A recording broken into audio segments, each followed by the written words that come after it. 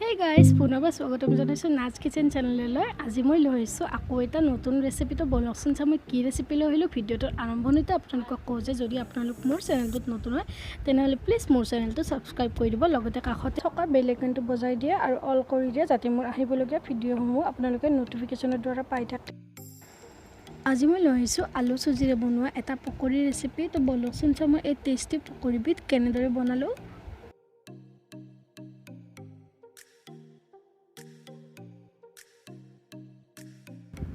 প্ৰথমতে মই কেৰাহী এখন গৰম হ'বলৈ দি তাত মই 2 কাপ পানী আৰু আধা চামুচ নিমখ দিছোঁ আৰু দিছোঁ আধা চামুচ জলকীয়া গুড়ি আৰু দিছোঁ লগতে 1 কাপ সুজি আৰু এইখিনি ভালদৰে লৰাই দিম। মনত ৰাখিব যদি 1 কাপ সুজি দিওঁ তেতিয়াহ'লে 2 কাপ পানী দিব আৰু পানীখিনি নাইকিয়া হোৱালৈকে এইখিনি এনেদৰে লৰাই থাকিব।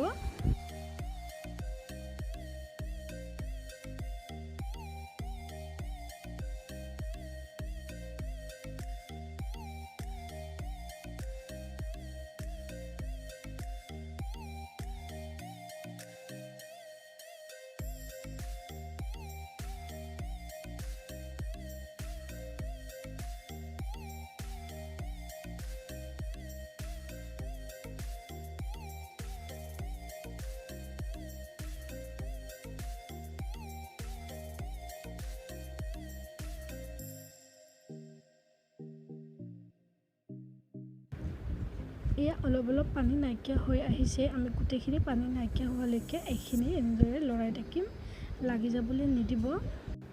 জুইৰ ফ্লেমটো লো টু মিডিয়াম কৰি থৈ দিব।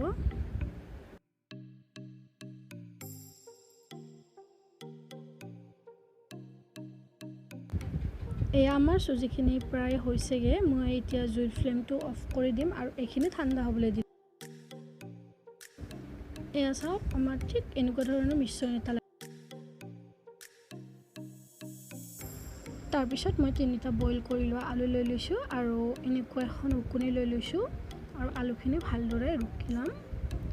আপোনালোকে হাতেৰে পিটিকা কৰিও দিব পাৰে। হাতেৰে পিটিকা কৰিলে মাজে মাজে গোটা অংশ থাকি যায় বাবে মই এনেদৰে ৰুকি লৈছোঁ।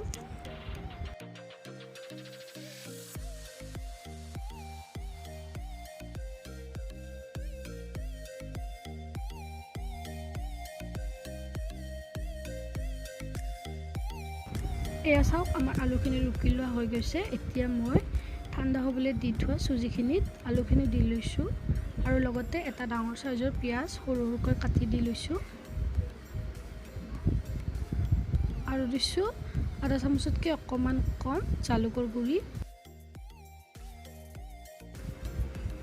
আৰু দিছোঁ 2টা কেঁচা জলকীয়া সৰু সৰুকৈ কাটি লয়। আপোনালোকে নিজৰ টেষ্ট অনুসৰি জলকীয়া কম বেছি কৰিব পাৰে। আৰু মই 2টামান নৰসিংহৰ পাত সৰু সৰুকৈ কাটি দি লৈছোঁ, এইটো অপচনেল হয়।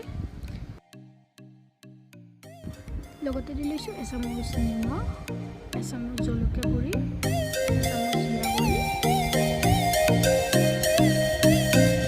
আৰু আধা চামুচ চাট মছলা। এইটো অপচনেল হয়। আপোনালোকে নিজৰ সোৱাদ অনুসৰি আৰু পচন্দ অনুসৰি মছলা কম বেছি কৰিব পাৰে আৰু বেলেগ বেলেগ মছলাও এড কৰি ল'ব পাৰে। আৰু এতিয়া মই এইখিনি হাতেৰে ভালদৰে মিক্স কৰি ল'ম।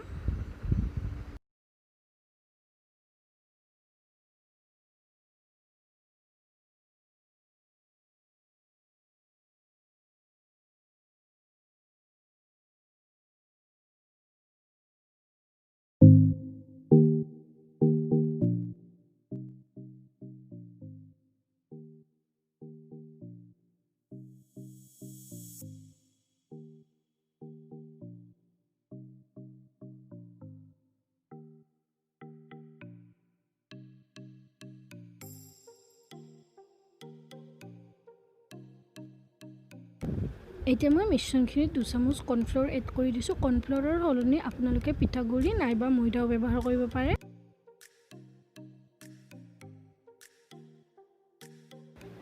আৰু মই মিশ্ৰণখিনি হাতেৰে এনেদৰে ভালদৰে মিক্স কৰি ল'ম। কেৰাহী এখন গৰম হ'বলৈ দি তাত মই 2 চামুচ ৰিফাইন তেল লৈ লৈছোঁ আৰু তেলখিনি গৰম হোৱাৰ পিছত এনেদৰে হাতেৰে পকৰিখিনি এটা এটাকৈ দি গৈছোঁ।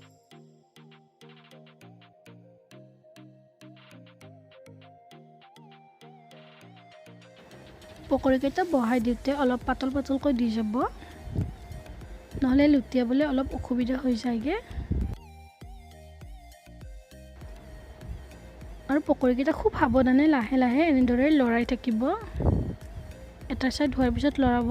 মোৰ এটা ছাইড হোৱাৰ পিছত মই এনেকৈ লুটিয়াই দি গৈছোঁ।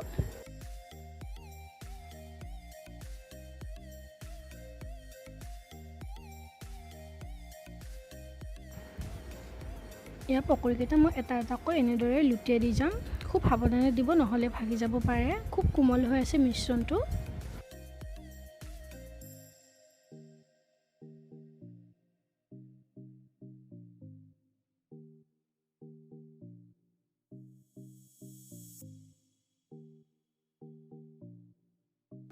মই বাকী থকা পকৰীখিনিও এনেদৰে ভাজি ল'ম ভালদৰে।